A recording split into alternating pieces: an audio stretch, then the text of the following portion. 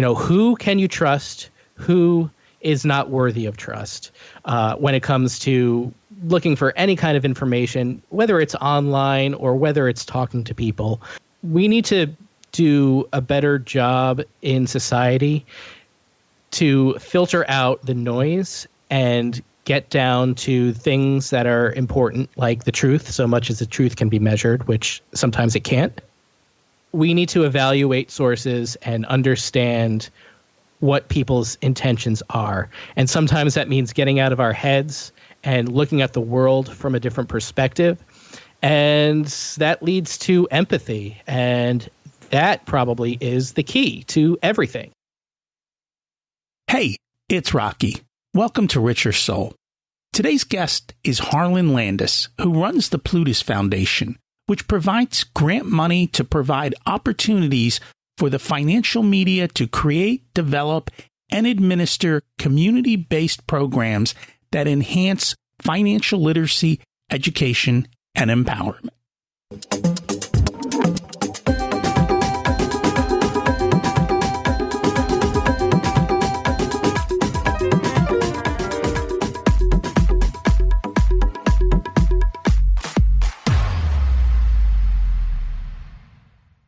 Imagine it's 12 months from now, and you've achieved your major life goals. How does it feel to be in the best shape of your life? To wake up energized, excited about the day? To have great relationships and friends who support you and propel you forward? How does it feel to have an excess of money, to be able to make the choices you want? To be fearless and open to trying new adventures? Imagine being connected to the universe and it providing everything you desire. It's possible over time, and your past does not dictate your future. The only thing holding you back from this vision is you. It's time to take control of our thoughts and use them to our advantage.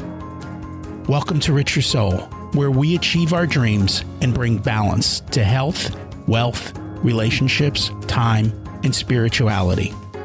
If you have not had a chance to listen to episodes 1 through 9, I encourage you to go back and listen to the framework behind Richer Soul and how to create the life of your dreams.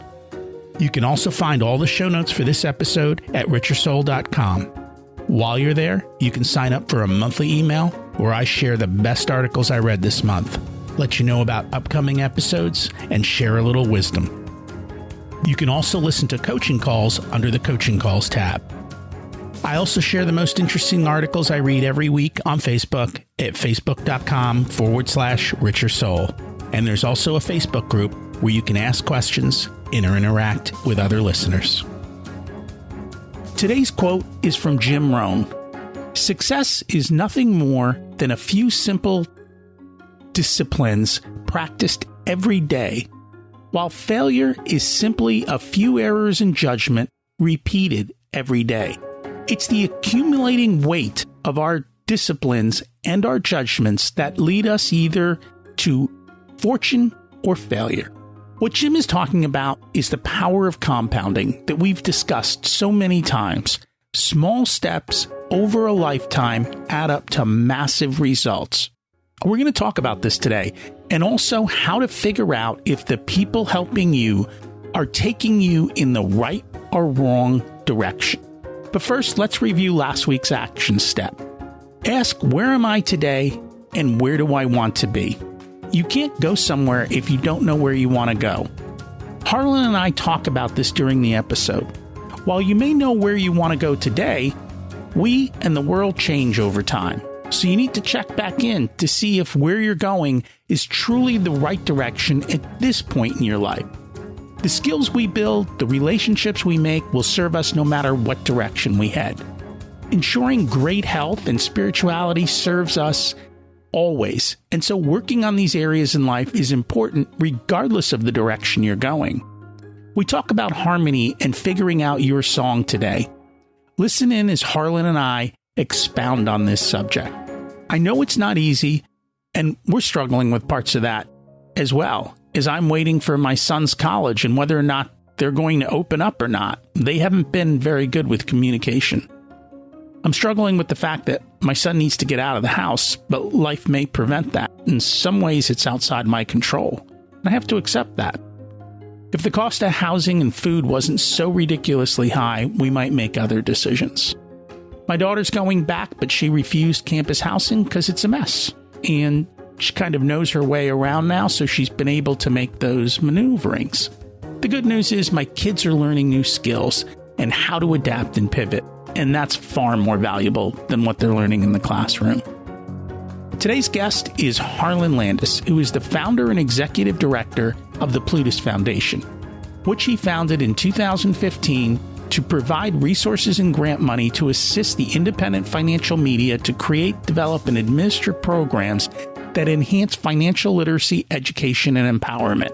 In 2003, he founded one of the first independent financial blogs, Consumerism Commentary, to hold himself accountable to his own financial decisions, which helped him launch an extensive community of publishers working to develop their own materials online, focusing on topics like budgeting, investing, and wise financial decision-making.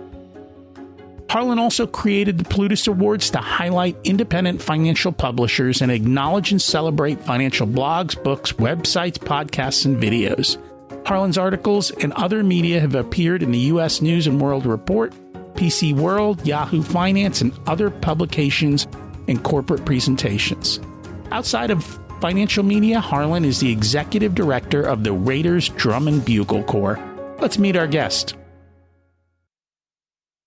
Welcome to Rich Your Soul, Harlan Landis. It's great to have you join us today. It's great to be here, Rocky. Thank you so much. And I'm excited for the conversation. We always like to start at the beginning. What was it like when you were growing up, and how much did your family and school teach you about money? Yeah, that's a great question.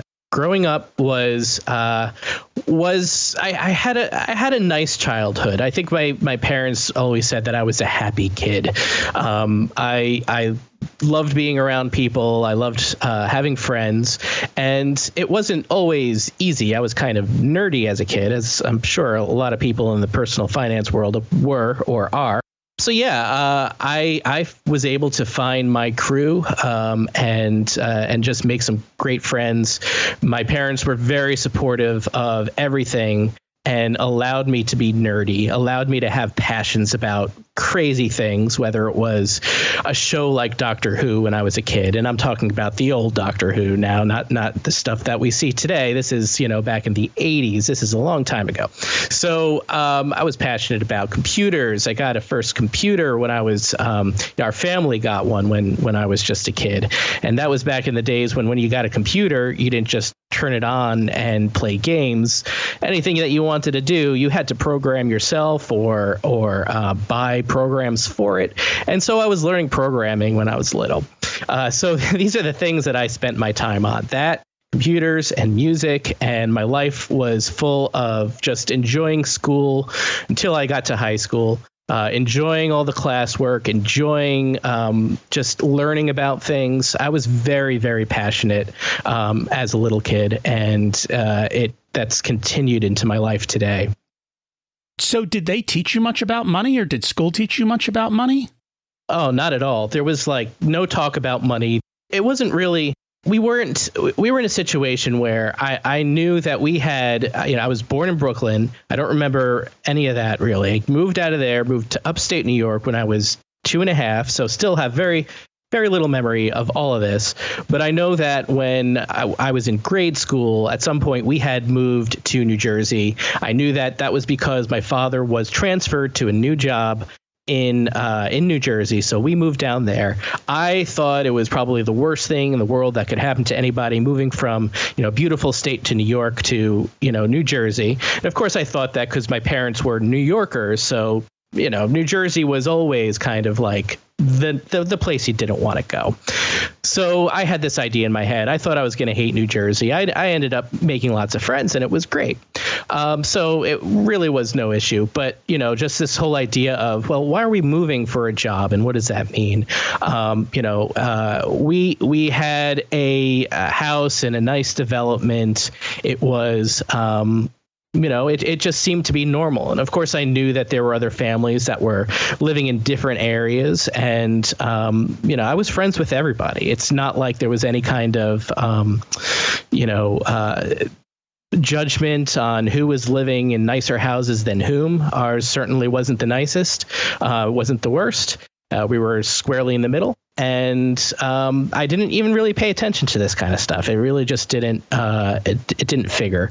I knew that sometimes there were things that I'd want to do that we wouldn't do, things that cost money. It really wasn't something that I thought about because I was never really looking at other people and trying to figure out what to do based on that. Just money was never, because it was never really a big issue in our household. It never became something that I felt the need to ask about or to discover.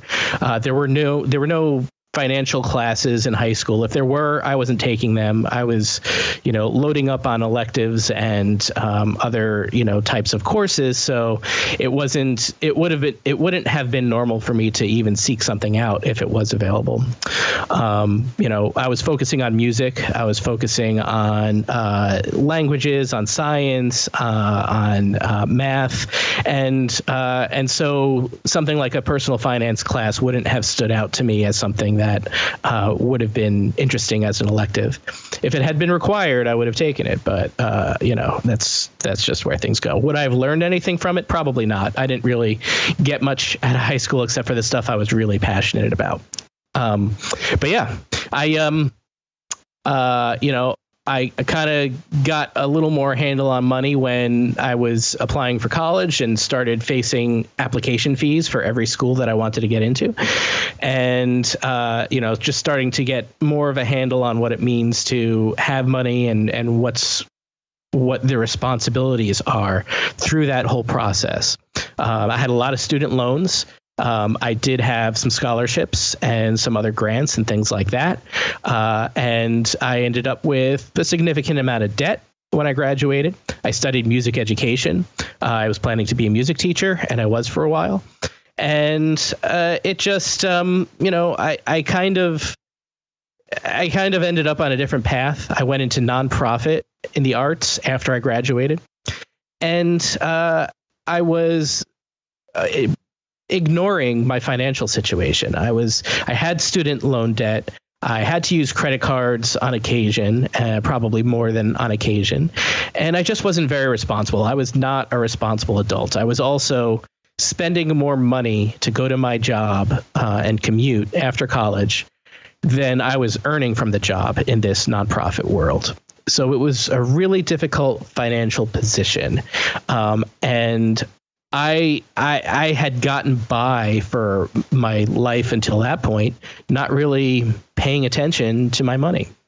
And I finally realized while I was at this job that my money situation was eventually going to crash and burn. It was just getting worse and worse every month. I was going deeper and deeper into debt. I could ignore it to an extent, and that's what I did. I just ignored things. I commuted so much. I was on the road so much. I racked up speeding tickets. I had bounced between different apartments with different roommates. The DMV lost track of where I was living because I didn't update them. It turns out my license was suspended, and one day, suspended because I had not paid so many speeding tickets, all the fines associated with that, or shown up to court because I didn't know about this because my address wasn't updated. And so my car was impounded at some point, and I lost my car, ended up losing my job, and I ended up losing my apartment all around the same time. And it all goes back to this idea that I was really just ignoring my responsibilities, including money. So that was the biggest lesson for me. Getting back to the idea of what I was learning from school or from my parents, I didn't really learn anything about money until I lost everything. But I was lucky in that I had a support system. I was able to move back in with my dad, although he had just moved in with his new partner. My parents got divorced right after I was in college, and they moved apart. And now my father was dating someone new, and she had a house, and she was kind enough to let me stay there for a few months. And that is kind of when my first big lesson in money came. It wasn't until I had hit that point and I had no other options.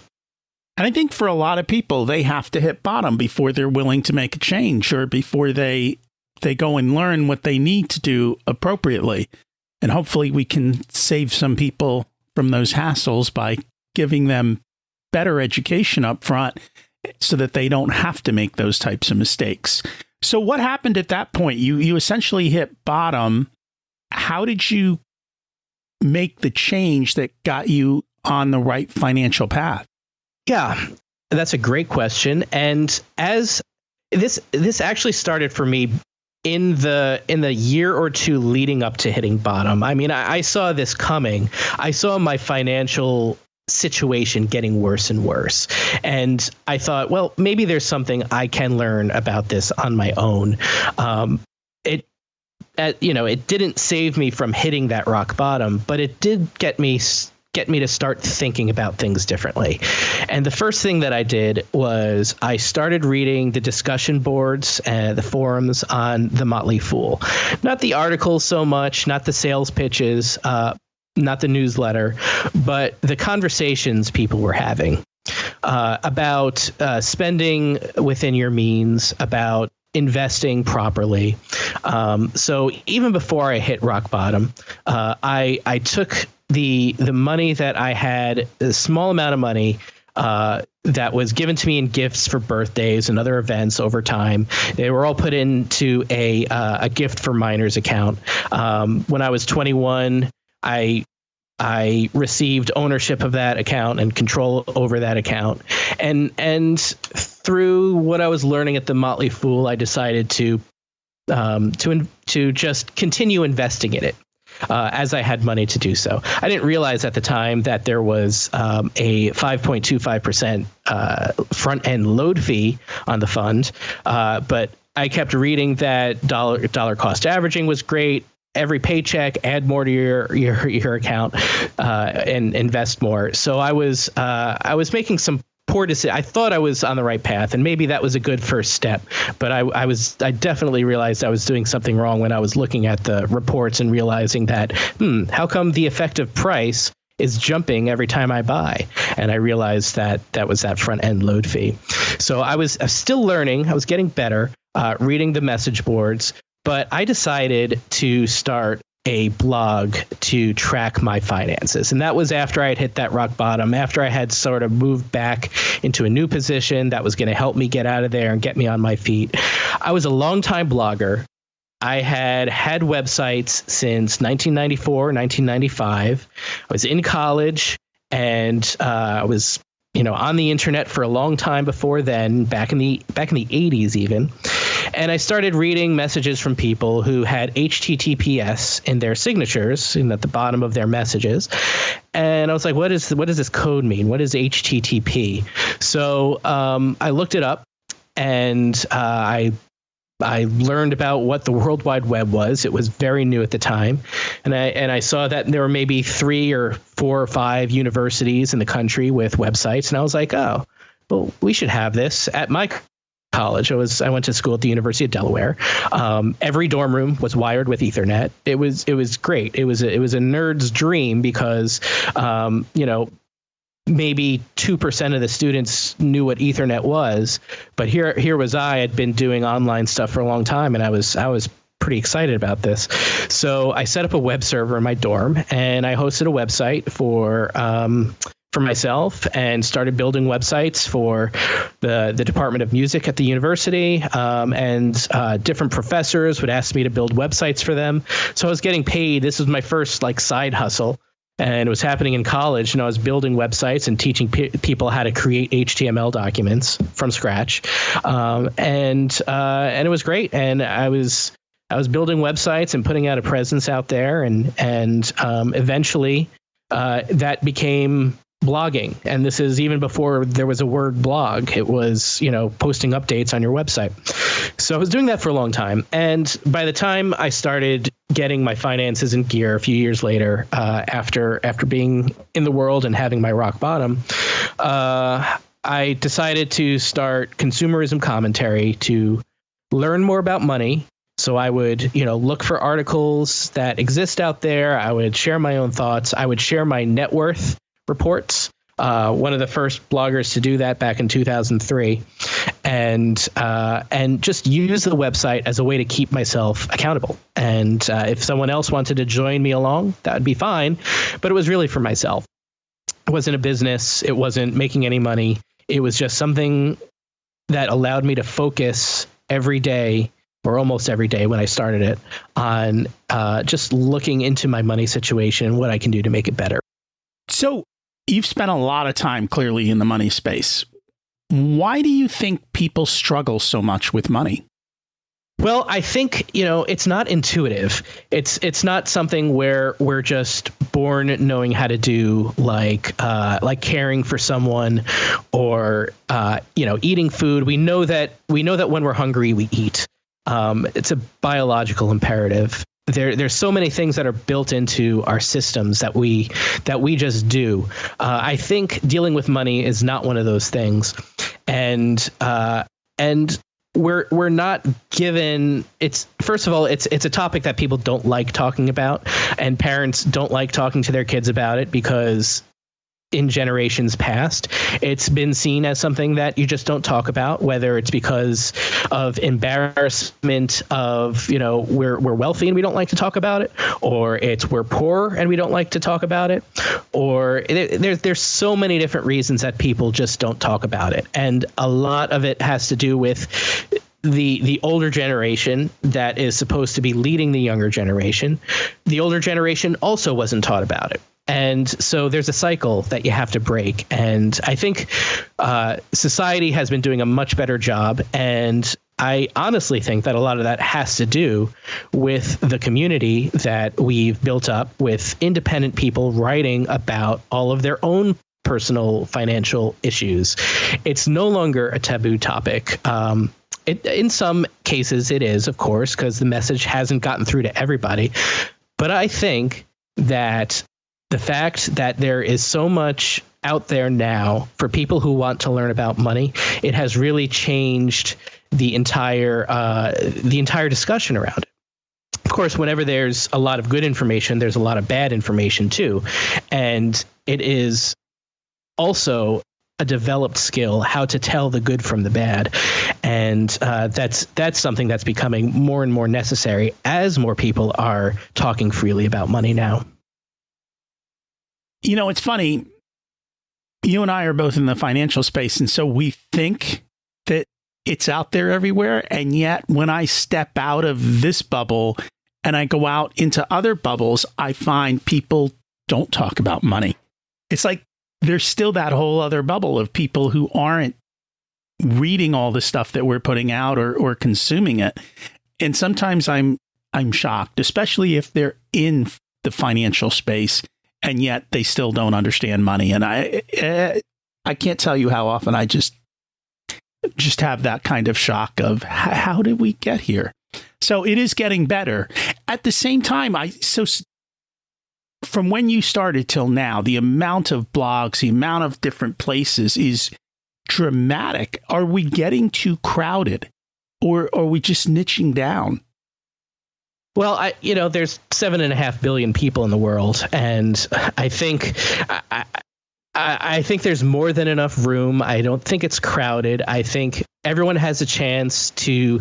Everyone who's interested in sharing their thoughts about money has the ability to do so, and to put their own spin on things, and to, perhaps if they're looking to make a name for themselves, they can do that. If they're looking to help people, they can do that. There's enough space out there. And, I just, as we were talking about this, I remembered that there was something in school that I learned about money. And it was in 4th grade, we did the stock market game. And I think that's, pretty a common project. So that's my education in money wasn't about saving. It wasn't about budgeting. It wasn't about household income. It was about investing. And it really wasn't about investing so much as picking stocks and tracking stocks and putting them on a graph and playing with numbers and doing all these mathematical equations that might help us get to the point where we think that we're analyzing something, but really we're just looking at numbers and making guesses. And so I'm not a big fan of that being the sole financial education that people the people have access to in school. But for me, that was the situation. But getting back, you're right. I think it can be a crowded space if we look at it as if there's a limited number of people who's interested in reading. But, through things like the foundation, we can reach more people in different communities and get the message out to people who might not be aware that there are blogs. And for people in the financial industry who work in the industry who might not be sort of in tune to everything that's out there, I think we can also do better to reach them more directly. And as a community, provide them with things that they need specifically that might be able to help them. So with this many different creators out there, and you already mentioned this, but how do we discern and how do we know if the information is good or bad? Especially if you've got a person who doesn't know anything or isn't well trained in money and they start reading, how do they ensure they aren't sent down the wrong path? That's a great question. And one of the things that I like is that for the last 10 years, we have this recognition that we do for financial writers and podcasters and video makers and authors and people who put out any kind of independent content regarding money. And that's the Plutus Awards. So if you are looking to get started and want to find information that pertains to you, that is trustworthy, one thing that you can do is go to the Plutus Awards and look through some of the winners from the previous year. Look at the finalists as well. These are all vetted. They're all peer evaluated and judged to be the top of the top when it comes to content that you could find online. But I think that even with that, you still need to develop skills in media literacy. You need to be able to look and read something and determine, well, what is the perspective of the writer here? What are their biases? What are they leaving out? What kind of faults are in their writing? What aren't they considering? You have to consider the source. And, what I love about the community is there are so many different perspectives. The financial blogging and podcasting community, so many different perspectives. They're really intelligent people. And for the most part, there isn't a whole lot of political bias.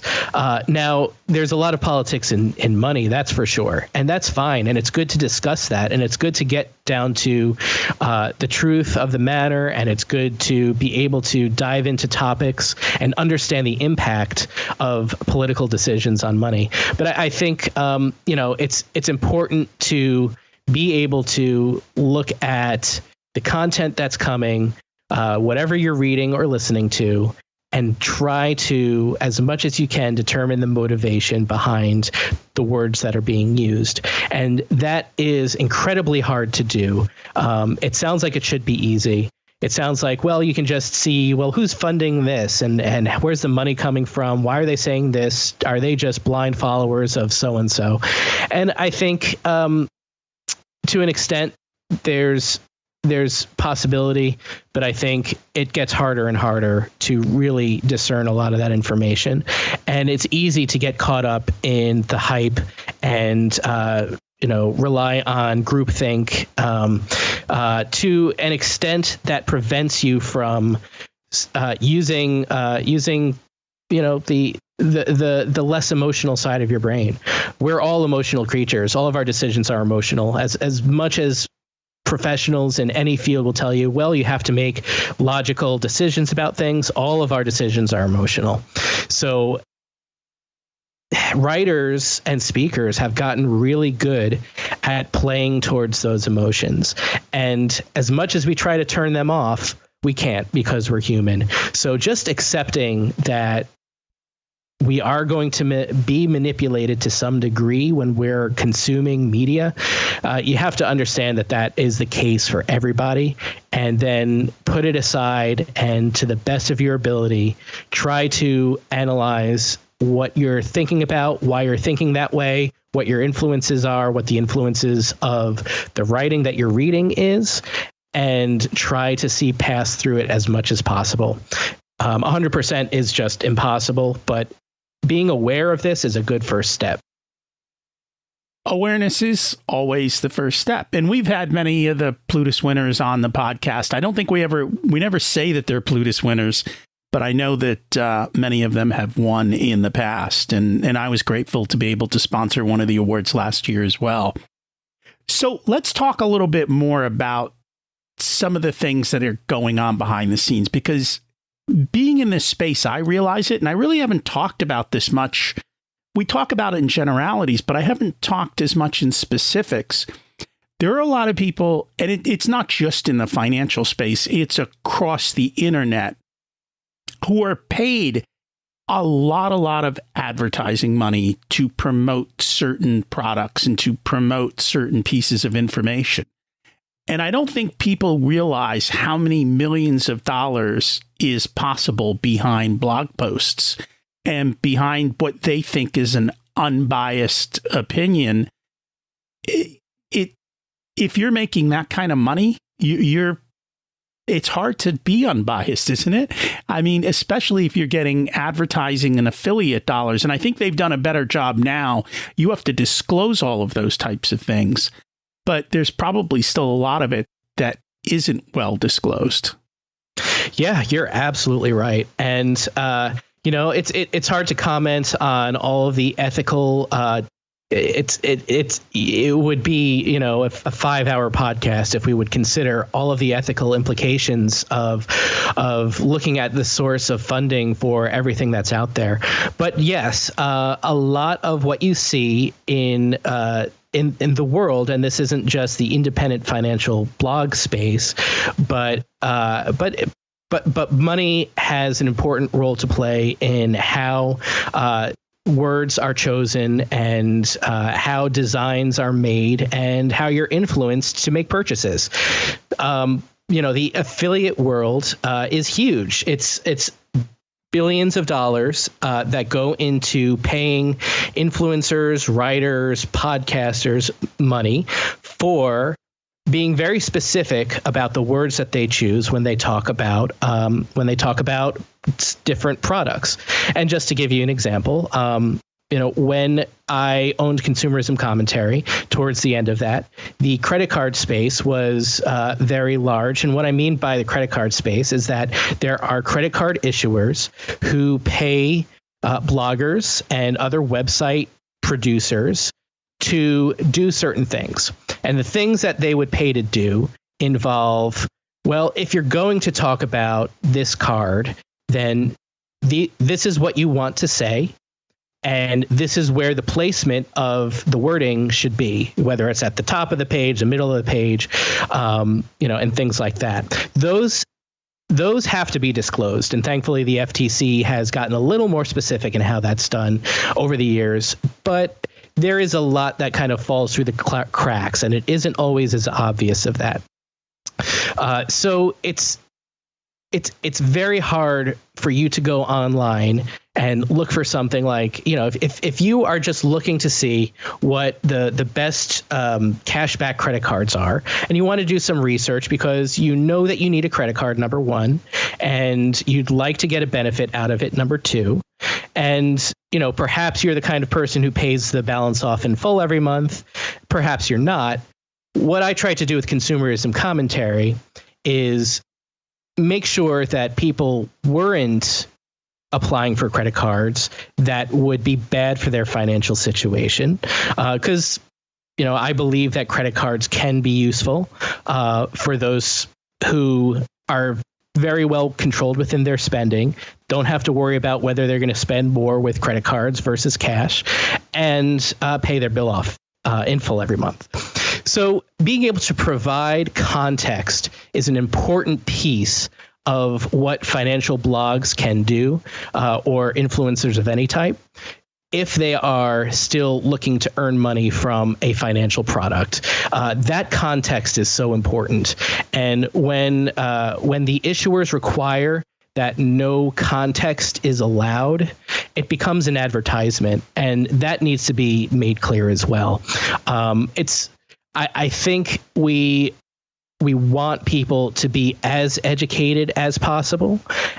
And we want to make sure that we're not putting any kind of readers, whether it's regular readers or people who show up because they just did a Google search, we're not putting themselves in a worse financial situation.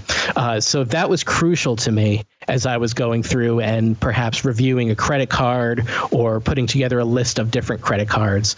And I think it's important to do as much as you can to provide as unbiased information as possible, and to clearly identify when there is any kind of money being exchanged for, and what that money is being exchanged for. Does that work for everybody? No, because people will ignore those messages. And does that influence how you write? I think in some respects it does. And money does have an impact on how you approach what you're writing. You just have to be very, very careful, very, very explicit, very, very thoughtful. And that's only if you feel that it's okay to earn money on your writing from that type of income source, at all. And for a lot of people, they're going to forgo relationships like that because they feel that there is it would be doing a disservice to their audience. And I don't fault people for coming to that conclusion. And usually you can tell based on how the website looks, whether or not there is a ton of advertising and those types of things going on. And if you take the moment to scroll, you can usually see the disclosures and so forth. But usually if you see a link and it's got something at the end of it, or it's a special offer or something like that, more often than not, it is an affiliate link. And so you should just be aware of that. It's not to say it's good or bad. You're not paying more, but somebody is getting paid to tell you to do something. And my big thing is just be aware so that you can take the time to think through, is this true and is it good? And then the other question, and I think this is a bigger issue, is, and I see this a lot, is the advice good for you?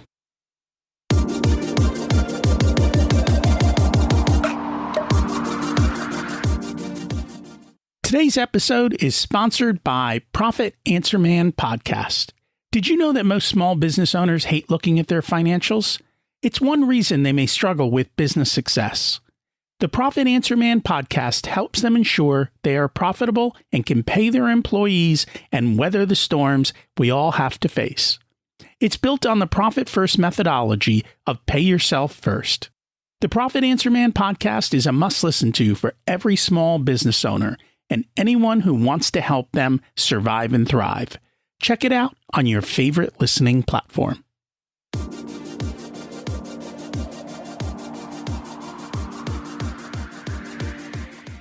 I think too often people ask for advice and they get advice, but the advice isn't specific to them. It's general advice, and it may not be the best advice for you. Do you have any ideas of how people can better determine whether the advice they're receiving is best applicable to them? Yeah, I do. But let me go back just knocked the microphone. Let me go back for 1 second to what you just said about, discerning those links. That goes back to what we were saying before about media literacy. It is something that is not taught. It is something that is not obvious. And unless you are familiar with putting your own websites together, you don't necessarily realize that, a link to CJ.com or some other affiliate site or some other masked link is going to be a signal that is a paid advertisement. That is specialized knowledge that you don't learn that anywhere unless you're putting together your own website. So there is a lot that needs to be taught about media literacy for people to be able to make the absolute best decisions for themselves. And now going to what you said about, getting that advice that's best for the individual, I think there are things that are generally good advice that most people can take into account and adapt to their own life. I think there are certain people who need help on a one-to-one basis, and I think there are people who probably feel that, since I'm a unique person, there's no one in the 7.5 billion people who are in this world who are like me, that I need specialized instruction because I'm just so different. I'm not average. I'm different than everybody else. And I think that's a fallacy that we all kind of have. We are special. We are individual, but there's a lot about us that is going to be, the advice out there is going to be good. Is it going to be a perfect fit? Not always, but it's going to be a good start. And even if you're not in the 80% for whom a certain piece of advice would be good, there's a good chance that you are. If you're not, and you need something else, then I think it's always good for people to work one-on-one with a financial advisor who is, just going again with those biases. You want to make sure that they're avoiding biases when they're giving you financial advice.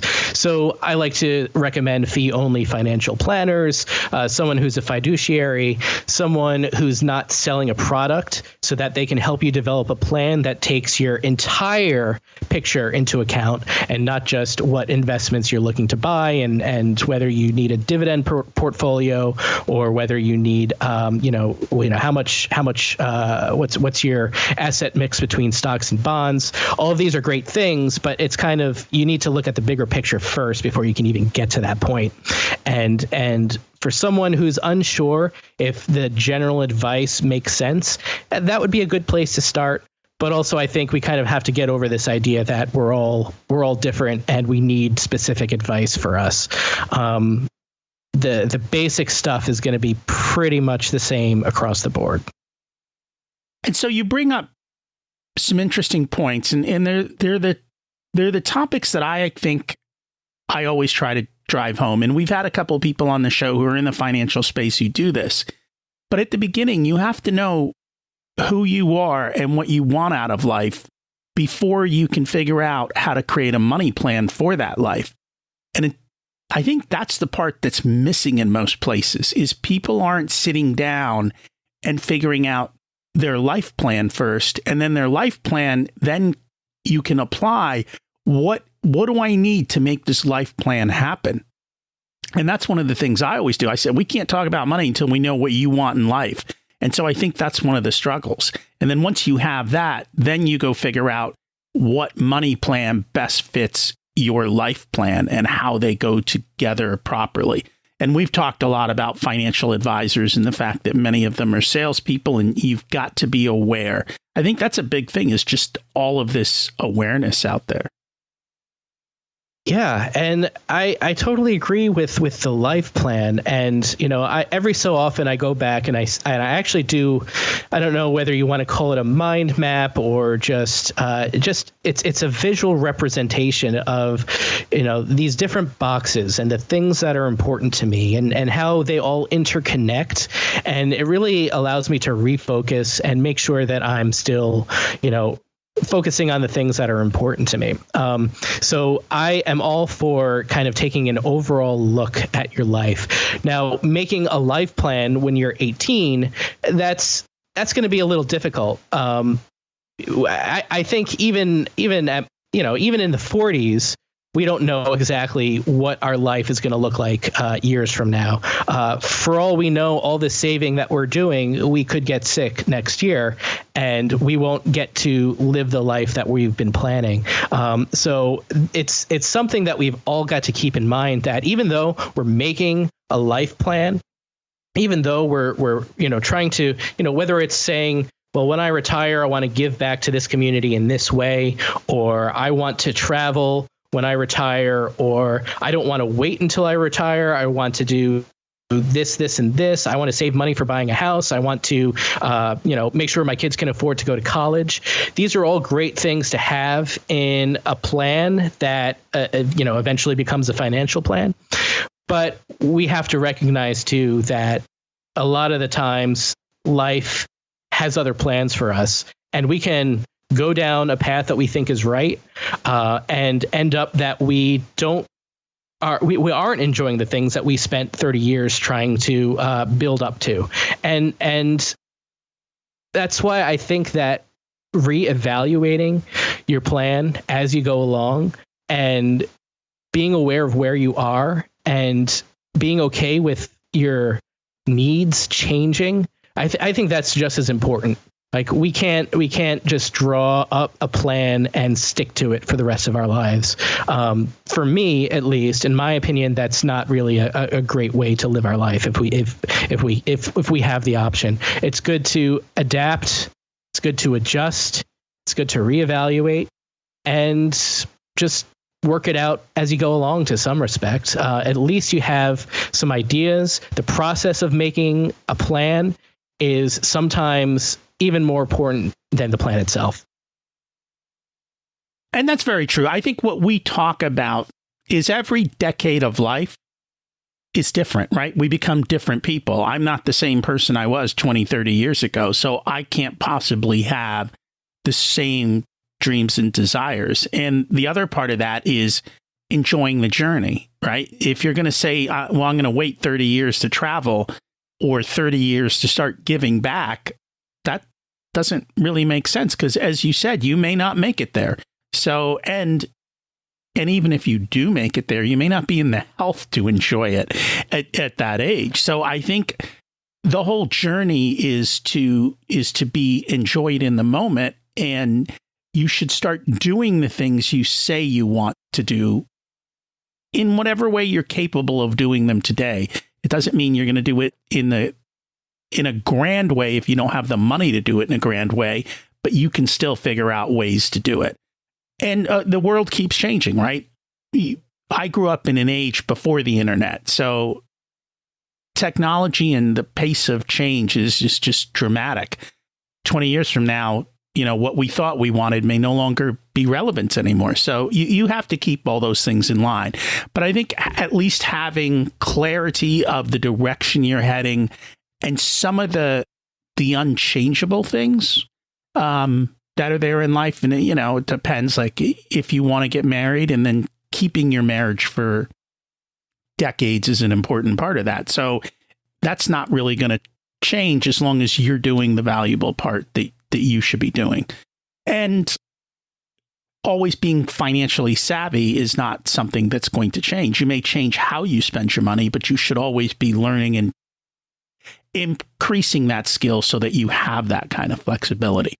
So I've heard you talk about something that's it's interesting, and it's a struggle for most people. And I stopped using this word, but you talked about balance and excellence and how they don't go together. And I've struggled with the word balance because everyone thinks balance means everything has to be equal.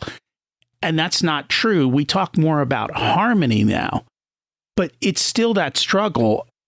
And I've heard you talk about it. I'd love to get your thoughts on how you deal with the line between balance and excellence. Yeah, that's a really interesting question. And if, the whole idea of balance has been such a buzzword for the last, maybe 15 years or so. I think it started when I was working somewhere, and I was working at a big corporation. It was back when I was trying to get my finances back on track. I got a job, the closest job I could find by by public transportation at the time from my dad's girlfriend's house. It was a good situation, helped me get back on my feet, exposed me to the inner workings of a corporation. I was working for directly for the one of the VPs of finance. It was an interesting experience, that's for sure. But they talked a lot about work-life balance because in corporate culture, they saw that as a value that they wanted to promote for their employees because it would help. I mean, any kind of value that they promote for their employees really boils down to what's going to help what's going to help the corporation get the most value out of its assets being the human resources.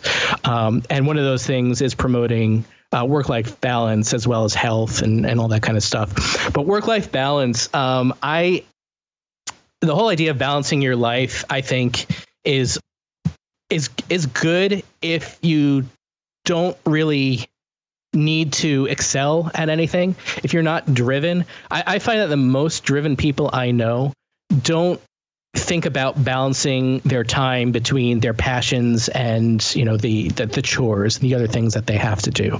They find ways to work in a way that other people would see as not balanced. So what you're telling me is that now people are talking about harmony. I am so out of touch with whatever the latest trends are in life planning and things like that.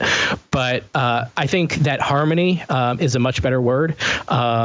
That's not just because that I'm a music geek. I studied music, but taking the different aspects of your life and making sure they're harmonious and they work together and they aren't causing dissonance or friction between the people who are in your life. That's really the most important thing. So if you are really, really driven to make the best podcast you can possibly make, that's great. That's great. If you put that effort into it, you're really going to succeed. You have the drive to make this project something special.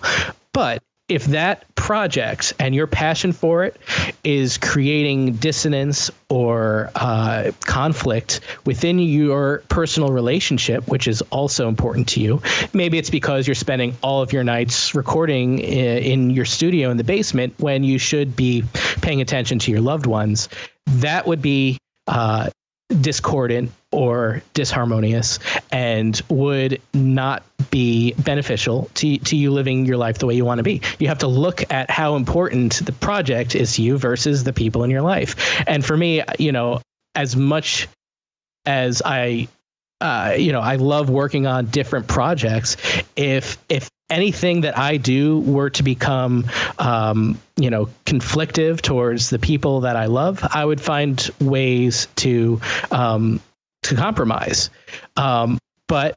And just like any compromise, that means that you're giving something up. For me, as I was working on consumerism commentary, I didn't have a whole lot more in my life going on. I had a long distance relationship that I was managing fine. But obviously not entirely, as it did come to an end at some point. But I was able to, and I was able and willing to kind of put my projects, make that the top priority. Did I sacrifice some things in order to do that? Yes. So was it balanced? No. Was it harmonious? Pretty much, but there are certain things that I didn't achieve with my business that would have been nice, and if I had dedicated myself to it differently, I probably could have. But I think it just comes down to making some choices and finding that harmony. And you've got to find the harmony for you, right? Because not everyone likes the same song. You've got to play your own song and figure your own way out. So in that sense, we are all different.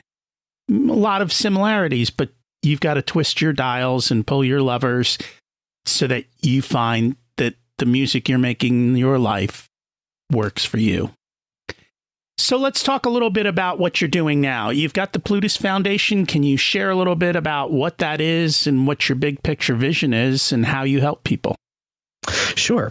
Well, first of all, what we do with the foundation is we provide resources, including money, to members of the financial community, bloggers, podcasters, influencers, authors, video producers, just anyone who's putting out their own take on financial wellness and financial capability, and we help them work on some of the projects that are important to them, especially those that get them away from behind the computer or behind the camera or in front of the camera into their communities, sharing effective lessons about managing money and personal finance. So we've given probably about $20,000 at this point, maybe closer to 30, to different people and organizations throughout the community who are working in this field right now to do amazing things within their communities. So that was the first thing that we've done as a foundation. And, we've been doing that for about 3.5 or 4 years now. The other thing that we do is we also create our own events. Most of our events are directed towards this community, towards those who are creating and communicating information about money in creative ways. We want to help them be effective with their audiences, but we also want to pull their audiences into these events and provide a way for them to connect with their audiences more directly and again, help spread that message about financial literacy, capability, and empowerment throughout different communities throughout the country. So that's what we've been doing with Plutus Voices, and we're starting to look into lots of other different types of events. With the coronavirus, we've postponed some of our events and we've created some new ones to do that allow us to interact online. So we've been doing great with these webinars, and it's been great to see the team grow and get excited about what we're doing and the mission, and for them to just spread that excitement and come up with some great ideas. And I really love working with these people, and I'm so thankful for them. And that's awesome. It's a space that needs a lot of help. And rather than waiting for government and schools and universities to come up with educational curriculums of teaching money, we can go out and do it on our own and find those places and personalize it to each an individual community so that we ensure that it fits with their unique voices and messaging as well. Yeah, absolutely. So I always like to have people take action. What's one action step people could take this week to help themselves move forward? Yeah, I think find the correct financial channel for you, whether you like reading blogs or articles, whether you like listening to podcasts or watching videos. I am confident there is at least one that is going to connect with you on a deep level. It might take some time to find it, but if you start using search engines effectively and searching for things that are important to you when it comes to money, you will find the right information. Of course, you could start with the Plutus Awards as well, like we mentioned earlier. But I think that's a good starting point. But start looking into all of the content that's out there. Find someone who feels like they're speaking to you with a voice that is something that you can learn from. Someone could be providing the best information for you, but if it's not coming from a voice that resonates with you, there's another musical term, then you might not be able to really soak in all of that information so well. So it's a little bit of a journey. It's a little bit of a project, but I guarantee there's someone out there for everybody. That there is. And if they're listening to this show, it's probably me, but that's besides the point. Absolutely. But I don't honestly, we don't talk a lot about money specifics. We talk more about money mindsets and a lot of the other parts of life that go on around the money. But we don't generally dig into specifics around money itself. We just give the bigger principles. So that works well. Yeah, and that bigger picture is so important. It is the foundation of everything else. So you need to start with the mindset again, a positive mindset. Something, when you get into the more specifics, you want to find something that works for you. And from there, you can base the good financial advice that you find on top of that foundation. And you'll have the right approach. You'll have a positive reaction, and you'll move in a positive direction when you have that. And that's what we do here. Great.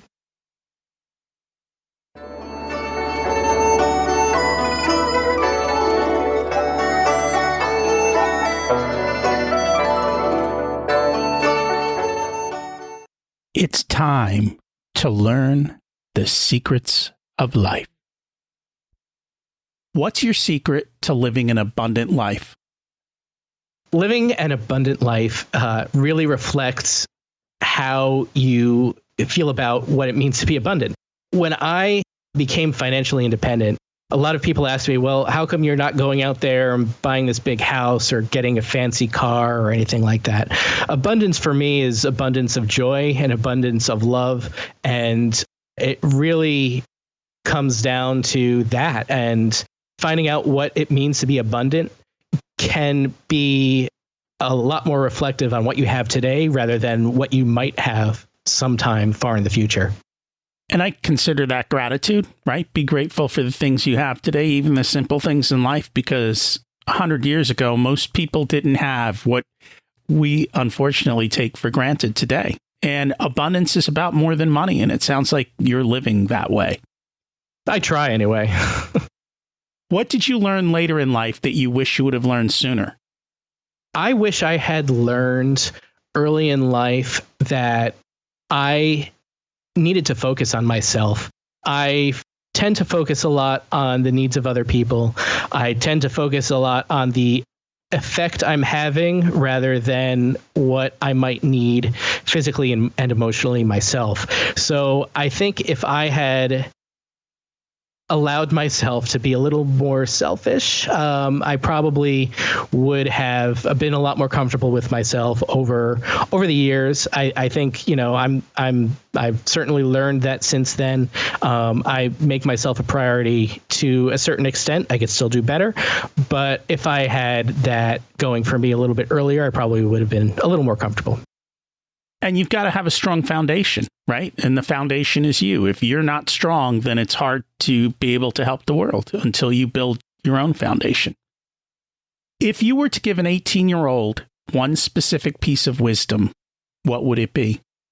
I would say that what an 18-year-old needs to know right now is how to and we've talked about this in the podcast. We talked about being able to evaluate the information that's coming to them. Who can you trust?